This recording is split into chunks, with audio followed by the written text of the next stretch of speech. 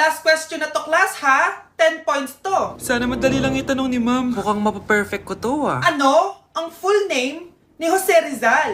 Full name? Akala ko full name niya na yun. Dinuro ba yan ni ma'am? Kung nakikinig talaga kayo sa discussion natin, alam nyo kung anong full name niya. Alam ko lang yung full name ng crush ko. Ano ba kasi full name niya? So wala palang nakikinig sa akin, ha?